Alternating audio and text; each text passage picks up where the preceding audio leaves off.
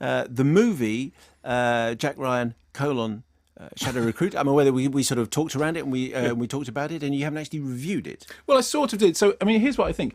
There's what happened was when they were rebooting the series, there was obviously an attempt to pitch it towards an audience who are too young to remember, Hunt for Red October or Patriot Games, because obviously, Jack Ryan, I think it was over 20 years ago that we first saw Jack Ryan on the screen. I think it's more than 10 years ago since we last saw him on the screen. So whenever you do a reboot, the whole thing is bringing in the new audience. So on the one hand, you've got Chris Pine, who's, coming from the Star Trek franchise, and he's, in the words that Branagh himself was using, he's hot, he's a hot young star. And to be honest, at the beginning, that kind of, I thought, okay, well, that slightly worries me because in the past, when you've seen Jack Ryan on screen, there's been, particularly in the case of Harrison Ford, there's this sort of world-weary thing going on.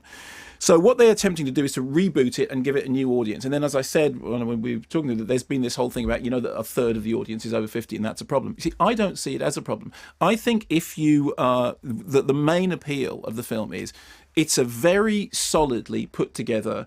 Nuts and bolts always sounds like it's a criticism, but it's a solidly put together nuts and bolts thriller which has a particular appeal because it is, I mean, I know it's not a Cold War thriller, but it kind of is a Cold War thriller. It's one of those thrillers in which, it's a super spy thing in which the baddie, played by, Victor Cherevin, played by Branagh himself, is this kind of archetypal Russian, terrifying oligarch character. So it is a Cold War movie. At the beginning of it, we see Jack Ryan, he's this economist, then, post 9/11, he's wounded, then he recovers from his war wounds, and he decides that he wants to, do something that's going to be helpful. So he becomes part of this mission to basically infiltrate cyber terrorism. It's all to do with financial terrorism. So there's a nice modern thing, which is the terrorism which they're talking about is to do with crashing stock markets. It's to do with causing financial chaos. And actually, the great set piece is this really extended sequence in which we're cutting between Victor and Keira Knightley as Chris Pine's girlfriend and Chris Pine. And whilst they're having this dinner, he is off having to do something. And they've got it's one of those classic things. How long have I got? You've got about 7.5 minutes in order to do this thing. And actually, I thought that sequence was done very well. I mean, I was quite surprised because I did find myself genuinely thinking, on the edge of my seat. You kind of think, well, I assume this must have I assume I know how this is going to work out. But it did a really good job of doing that thing of cranking the tension up. We're jumping backwards and forwards between him and her, and they're discussing Russian literature, and they're having this sort of slightly flirty but actually rather confrontational. It's all sort of, it's threats that are hidden underneath the conversation between the glasses of wine. Meanwhile, he's out attempting. So you have a movie in which the central set piece is two people having dinner while somebody else attempts to crack a computer, which doesn't sound, I mean, I know he was talking about the car chases, but I don't remember it actually as being a series of car chases. I remember that as being the big set piece. So I thought it was efficiently done, and it was more enjoyable than I expected it to be.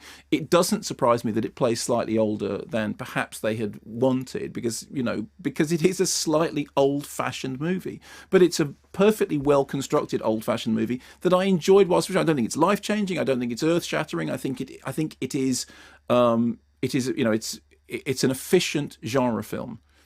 I think that in itself is not something to be looked down on, but that is what it is. It is an efficient genre film with a particular appeal for a certain age group, of which I am part, which is if you have a nostalgia for those kind of Cold War thrillers. Which it was good. Did you feel? How did you feel? I enjoyed it. The one thing I wanted to ask Ken Branagh was, are there more? Is this the beginning? Well, it'll all depend on the of a new series of Jack Ryan movies, because presumably if this does well, he's very they're all poised and ready to go with another one. Him and Keira Knightley, that would work quite well. Did you feel the same as I did about the sort of that there was something nostalgic, there was something old school, there was something old fashioned about it? I think everybody will feel that because it's very snowy, it's very Russian, it's East versus West. It's Russia against America, it's Secret Service against another Secret Service, with that whole financial thing put in to make you realise that actually it's very now, and you're thinking actually we are all so connected that this could well be. See, that's interesting. It was believable because there is, the whole thing is it's got a modern, it's a modern twist. It's to do with finance. It's to do with online. It's to do with computer hacking. But despite all of that stuff, it did feel like, as he said, people meeting on park benches in the middle of the night.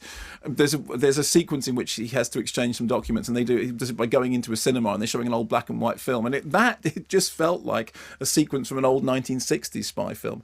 And I kind of like that about it. I mean, I know that for the nature of the franchise, it has to feel more funky and more car chasey and more, more cyber techy and all that stuff. But actually, take all that stuff away, it's an old-fashioned Cold Yes. War thriller with a Russian baddie who will sit there quoting Russian literature. And at it could you. easily say, Mr. Bond. Mr. That's right. Exactly, Yes, just we have been with a slight expecting you. extension.